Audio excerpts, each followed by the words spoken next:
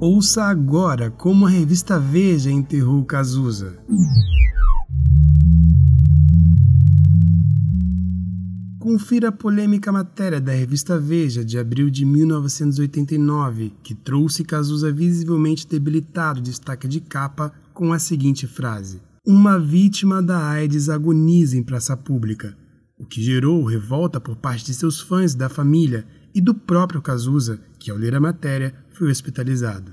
A reportagem detalha a luta do cantor contra a doença e mostrava de maneira controversa imagens de Cazuza no hospital e em seus momentos íntimos. Em seu primeiro parágrafo, a matéria já apresenta um tom mórbido e pejorativo. A luta em público contra a AIDS.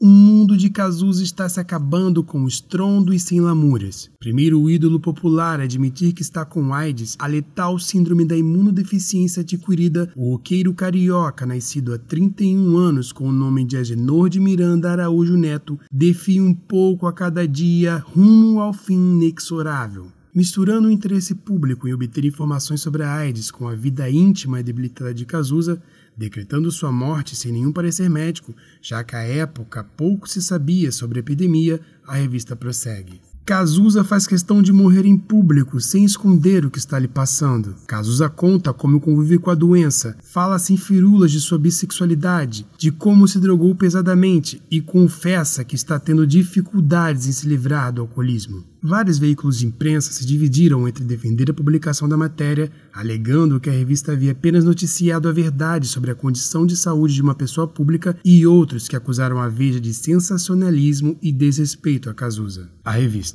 Em seu quarto, o ambiente lembra a asepsia de um hospital bem equipado, com tenda de oxigênio, máscara para facilitar a respiração, cadeira de rodas com forro especial no assento para evitar as escaras provocadas pela longa sedentariedade e uma mesa repleta de frascos de remédios. Das 6 horas da tarde às 8 da manhã, uma enfermeira cuida do doente, que dorme 6 horas por noite a poder de calmantes e às vezes acorda com dificuldades de respiração. Aqui, ainda é verdade, não seria apropriado nem citar trechos da reportagem da revista Veja de 89. No trecho a seguir, fica clara a intenção da revista em disfarçar sensacionalismo de informação útil sobre a AIDS, usando o momento mais difícil e delicado da vida de um ser humano, tratando a situação de maneira infame e abjeta. O cantor fumava maconha, cheirava cocaína e usava heroína, embora seu vício mais sério sempre tenha sido o álcool, principalmente o uísque. Some-se essas drogas todas uma vida sexual extremamente intensa com parceiros e parceiras,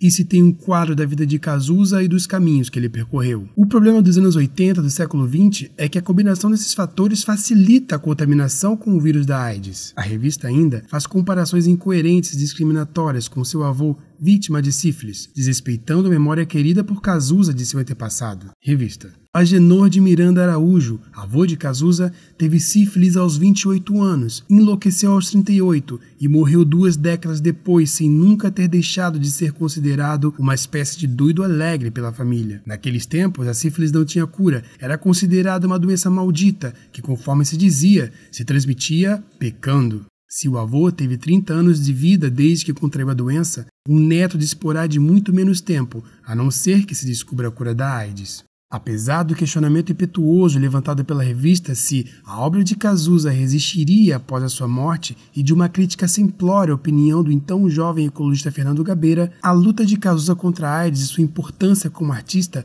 continuam sendo lembrados e reverenciados por todas as gerações que se seguiram consecutivamente até aqui.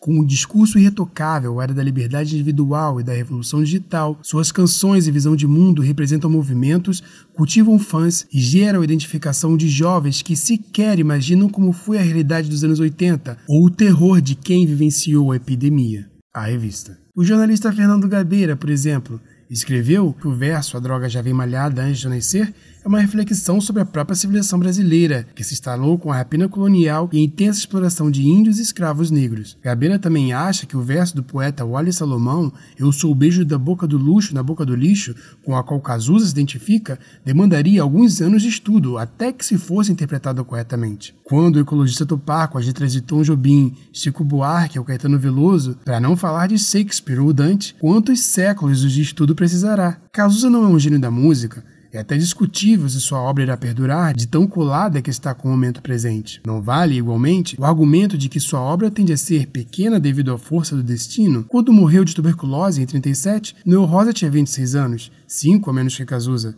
e deixou nada menos que 213 músicas, dezenas delas obras-primas que entraram para a eternidade afora. Cazuza não é Noel, não é um gênio, é um grande artista. Um homem cheio de qualidades e de defeitos que tem a grandeza de alardeá-los em praça pública para chegar a algum tipo de verdade.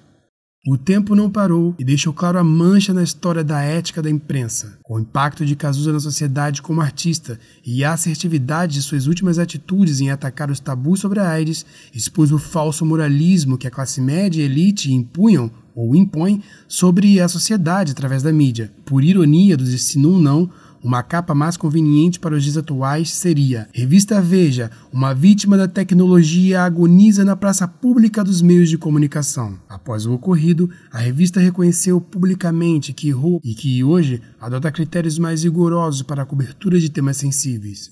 Ainda hoje, em pleno século da Revolução Informativa, existem meios de comunicação renomados que violam todos os princípios da ética jornalística e escrutínio pessoal. Com parcialidade política e ideológica, priorizam interesses publicitários, criam desinformação, deixam a ciência e a verdade à mercê dos números de engajamento. Segundo o blog Observatório de Mídia, a jornalista responsável pela matéria pediu demissão uma semana depois do ocorrido e afirmou que o texto final foi alterado na redação.